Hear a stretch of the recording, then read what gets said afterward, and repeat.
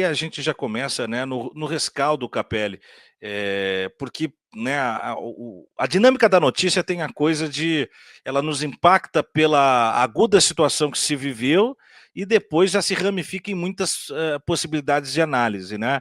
Então, para a gente tentar, reunir todo o eixo do que a gente, viveu na semana passada, eu já começo com uma pergunta, em retrocesso aos fatos.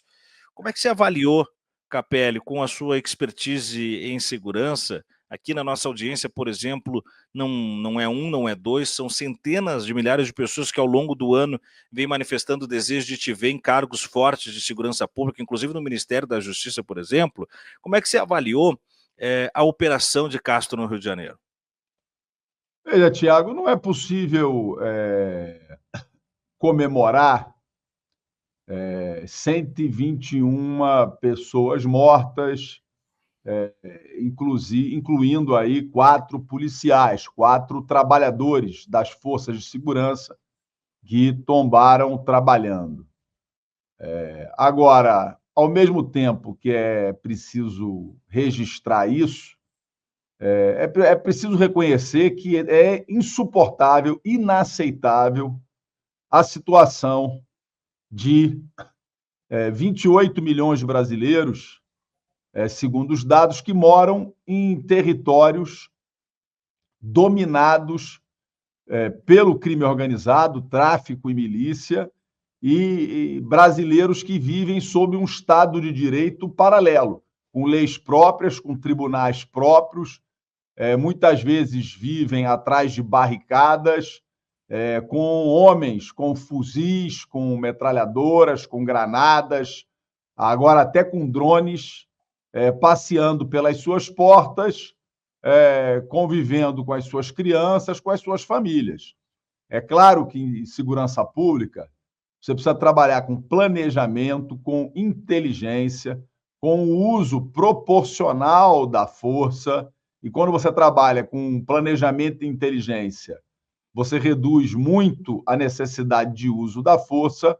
Agora, não é possível a gente olhar para esses territórios dominados e considerar que está tudo bem. Infelizmente, não está tudo bem. O controle sobre o território nacional cabe ao Estado brasileiro e não é razoável você ter parcelas do território dominada por criminosos que andam com armas de guerra pelas ruas. O monopólio do uso da força é do Estado e o Estado não pode, em hipótese alguma, admitir isso. E a partir dessa definição, Capelli, o monopólio sendo a partir do Estado, esse mesmo Estado vaza em algumas situações, no sentido de a construção, do império que compete com o crime organizado hoje é da milícia. E a milícia muitas vezes abastecida por agentes de segurança desviados, né. As armas que sustentam o tráfico vêm muitas vezes vazada também das, estruturas das forças de segurança. Eh, a gente está combatendo aquilo que também está se criando? Veja, Tiago, as armas elas têm variadas, o armamento pesado ele tem variadas fontes, né? É importante registrar também uma outra questão. Tráfico de drogas você tem em boa parte do mundo. Você tem nos Estados Unidos, você tem na Europa, você tem em países desenvolvidos do mundo inteiro. O que você não tem é domínio de território por facções armadas. Isso você não vê.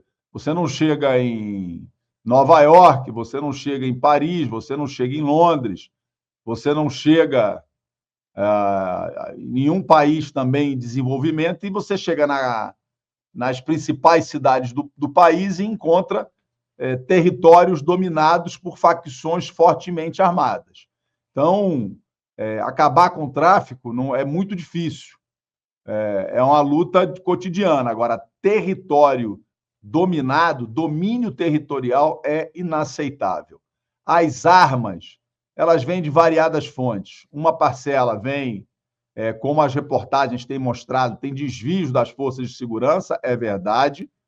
Uma parte vem pelas fronteiras, eu diria uma parte, talvez a maior, vem pelas fronteiras.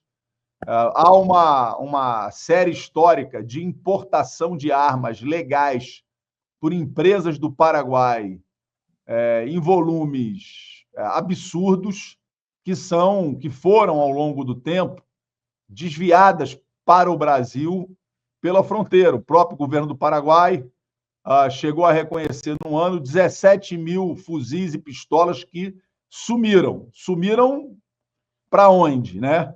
Sumiram e foram aparecer aqui no Brasil.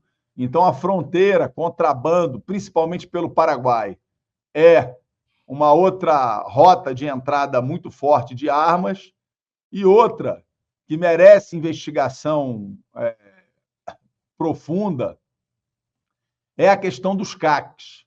Por quê?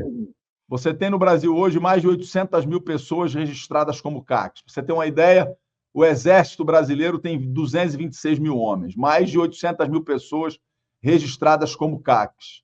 E triplicou o número de registros de roubos e furtos de CACs no Brasil nos últimos anos, por mês. Isso significa o quê? Hoje, nós temos por mês mais de 180 pessoas que vão à delegacia e registram um boletim de ocorrência dizendo que tiveram suas armas adquiridas legalmente, porque são CACs, mas que tiveram suas armas roubadas ou furtadas.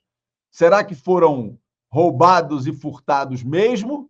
Ou será que estão na delegacia registrando o boletim apenas para esquentar o desvio e a venda de armas de forma ilegal para o crime organizado? Então, você tem variadas fontes que alimentam, o tráfico de armas também é forte. E veja, Tiago, é difícil hoje você separar tráfico e milícia. Você, no Rio de Janeiro, por exemplo, você tem já a denominação de narcomilícias, porque essas organizações criminosas elas não distinguem muito o produto, a área onde elas vão atuar. Elas atuam no crime aonde dá lucro. Então, se o domínio territorial dá lucro, a construção de imóveis, se o mercado imobiliário dá lucro, eles constroem prédios, casas de forma ilegal, grilando terras de forma ilegal. Se combustível dá lucro, eles desviam combustível, montam máfias de combustível, roubam combustível, adulteram combustível. Se cocaína dá lucro, eles vendem cocaína. Então, veja, essas facções, essas organizações criminosas, elas atuam com o narcotráfico, mas atuam também em variados segmentos. Atuam com armas, atuam em variados ramos da economia.